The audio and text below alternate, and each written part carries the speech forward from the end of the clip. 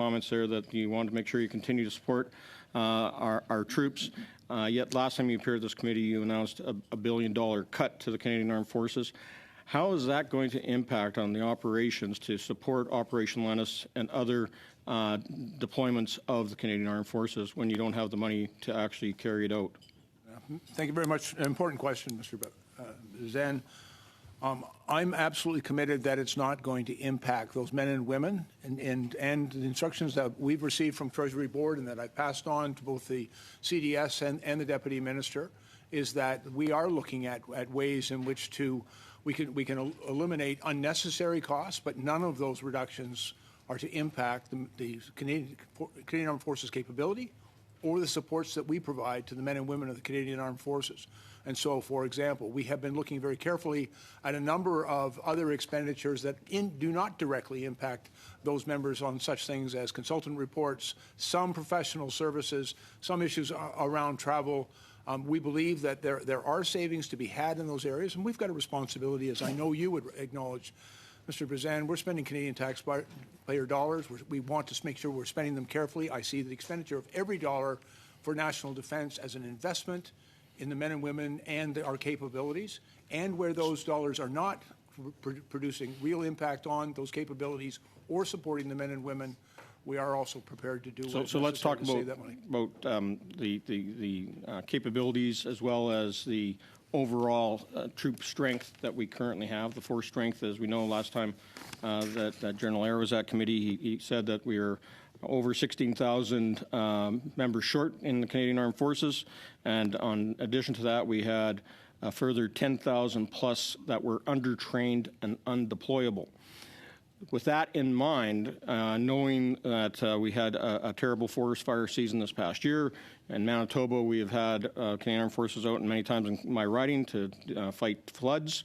How having that low a number of deployable troops and having our commitments that we have today to our operations in both the Indo-Pacific as well as within NATO and Operation Reassurance and Latvia through enhanced forward presence, how are we going to have enough troops around to fight forest fires, to fight other natural disasters here in Canada? A couple of things in that. First of all, I may take the opportunity, Mr. Chair. Last time I was before committee, General Eyre and I were discussing about the challenges of the Canadian Armed Forces in the recruitment and retention, and we articulated that over a 3-year period we've actually had more people leaving the Armed Forces than we were able to recruit. We believed, and the General shared with us, that we believed we'd reached the bottom of that and that we were turning the page and starting to move forward.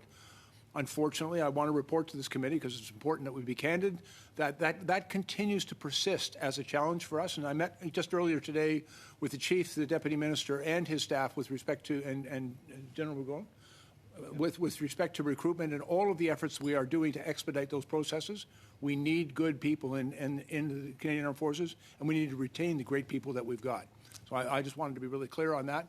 But at the same time, we're very fortunate in this country. We already have an extraordinary group of Canadians who fight wildfires, volunteer firefighters, professional firefighters, and municipal firefighters right across the country, almost 130,000 of them, and they do an extraordinary job for which we should all be very grateful.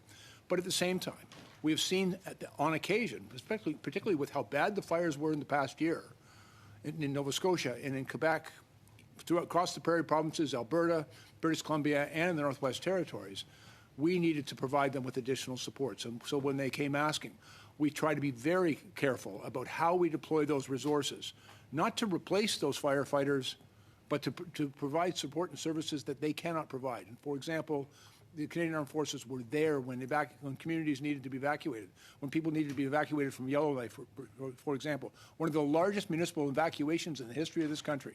And they were there to help with that, and they're the only ones that could. I hate to cut you off. I'm running out of time. Yep. Because we're also talking about having the capabilities and potential training of our reserves as well as our reg force.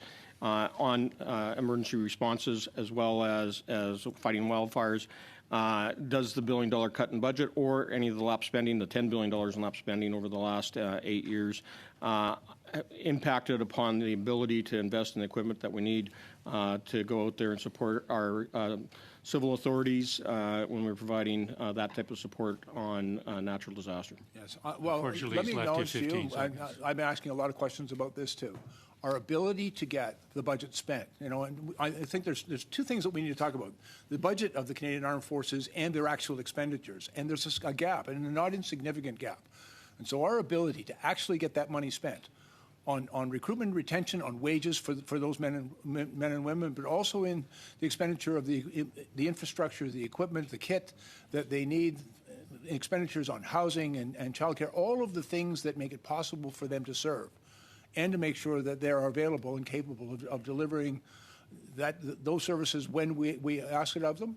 That remains a bit of a challenge, a significant challenge for us, and it's part of the work that we are all undertaking to do to get the job done, to spend the money that is available. And as I've already indicated to this committee, more needs to be done. We need to invest in more of the right things. Thank you, Mr. Brzezinski.